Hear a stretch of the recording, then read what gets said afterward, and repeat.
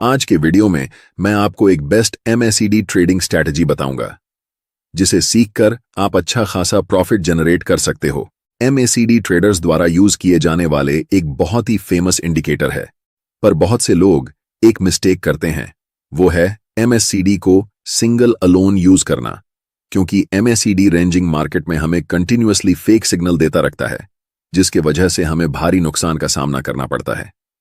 तो वीडियो शुरू करने के पहले मैं थोड़ा MACD बुलिश क्रॉसओवर और बेरिश क्रॉसओवर को डिस्क्राइब कर देता हूं। MACD का मतलब मूविंग एवरेज कन्वर्जेंस डाइवर्जेंस होता है। MACD में मेनली दो लाइनें होती हैं, MACD लाइन और सिंगल लाइन। ये दो लाइनें हमें क्रॉसओवर के थ्रू बाय और सेल के सिग्नल देते हैं। तो जब जीरो लाइन के नीचे MACD लाइन सिग्नल लाइन को नीचे से ऊपर की तरफ क्रॉस करता है, तो ये एक बुलिश क्रॉसओवर होता है, मतलब ये एक बाई का सिग्नल है।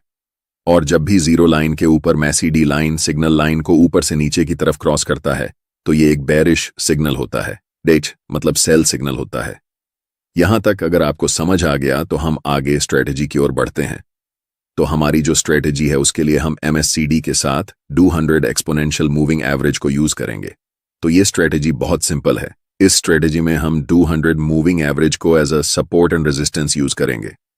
तो जब 200 एक्सपोनेंशियल मूविंग एवरेज प्राइस के ऊपर होता है तो ये रेजिस्टेंस का काम करता है, और जब 200 एक्सपोनेंशियल मूविंग एवरेज प्राइस के नीचे होता है तो ये सपोर्ट का काम करता है। आइए स्ट्रेटेजी को एग्जाम्पल की हेल्प से समझते हैं। यहां आपको दिख रहा होगा मूविंग एवरेज प्राइस के ऊपर है, मतलब मूविंग एवरेज अभी रेजिस्टेंस का काम करेगा। नेक्स्ट आपको दिख रहा होगा इस पॉइंट पर स्टॉक का प्राइस मूविंग एवरेज के पास आ गया है। यहां से पॉसिबिलिटी है स्टॉक का प्राइस यहां से नीचे चला जाए, तो कॉन्फर्मेशन के लिए आपको वेट करना है MACD के बेरिश क्रॉसओवर का। अगर MACD में जीरो लाइन के प्राइस के ऊपर बेरिश क्रॉसओवर होता है और स्टिल स्टॉक का प्राइस मूविंग एवरेज के नीचे है, तो आप यहां सेल कर सकते हो। एक और एग्जाम्पल देखते हैं। यहां आपको दिख रहा होगा मूविंग एवरेज प्राइस यहां कैंडल के नीचे है, इसका मतलब मूविंग एवरेज यहां सपोर्ट का काम करेगा।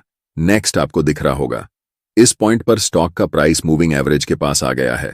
यहां से पॉसिबिलिटी है स्टॉक का प्राइस वापस ऊपर की तरफ चला जाए, इसलिए कॉन्फर्मेशन के लिए आपको MACD के बुलिश क्रॉसओवर का वेट करना है। अगर जीरो लाइन के नीचे बुलिश क्रॉसओवर होता है और स्टिल कैंडल यहां प्राइस मूविंग एवरेज के ऊपर है, तो आप यहां बाय कर सकते हो। जो हमारी नेक्स्ट स्ट्रेटजी है उसमें हम MACD को प्राइस एक्शन के साथ कंबाइंड करके यूज करेंगे। वीडियो को कंटिन्यू करते हैं। यहां आपको एक डाउन ट्रेंड दिख रहा होगा। स्टॉक अपना लोअर लो और लोअर हाई बनाते हुए नीचे की तरफ जा रहा है। क्योंकि ये एक डाउन ट्रेंड है, इसलिए हम ट्रेंड लाइन प्राइस के ऊपर ड्रॉ करेंगे। यहां आपको दिख रहा होगा इस लेवल पर प्राइस मल्टीपल टाइम रिजेक्ट होकर नीचे चला जाता है, तो हमने इस लेवल पर एक ट्रेंड लाइन ड्रॉ किया। नेक्स्ट आपको दिख रहा होगा इस पॉइंट पर MACD में एक बुलिश क्रॉसओवर होता है, पर इमीडिएटली आपको कोई ट्रेड नहीं लेना है। आपको ट्रेंड लाइन के ब्रेकआउट का वेट करना है। नेक्स्ट इस पॉइंट पर दिख रहा है एक ग्रीन कैंडल ने ट्रेंड लाइन को ब्रेक किया। अगर नेक्स्ट डे इस ग्रीन कैंडल का हाई टूट जाए तो आप यहां बाय कर सकते हो। एक और एग्जांपल देखते हैं। तो यहां आपको दिख रहा होगा स्टॉक अप ट्रेंड में है। स्टॉक अपना हायर हाई और हायर लो बनाते हुए ऊपर की तरफ जा रहा है। क्योंकि ये एक अप ट्रेंड है, हम ट्रेंड लाइन प्राइस के नीचे ड्रॉ करेंगे। नेक्स्ट आपको दिख रहा होगा इस पॉइंट पर MACD में एक बेरिश क्रॉसओवर होता है, पर हमें इमीडिएटली ट्रेड नहीं लेना है। हमें ट्रेंड लाइन के ब्रेकआउट का वेट करना है। नेक्स्ट आपको इस पॉइंट पर दिख रहा होगा इस रेड कैंडल ने ट्रेंड लाइन को ब्रेक किया है। अगर नेक्स्ट डे कोई कैंडल इस कैंडल का लो तोड़ दे तो आप यहां सेल कर सकते हैं। अगर आप लोगों को ट्रेंड लाइन या level of support and level of resistance draw करना नहीं आता, तो आपके लिए एक सेपरेट वीडियो बनाया है, इसे आप यहां क्लिक करके देख सकते हैं। वीडियो को लाइक और चैनल को सब्सक्राइब जरूर करें। धन्यवाद।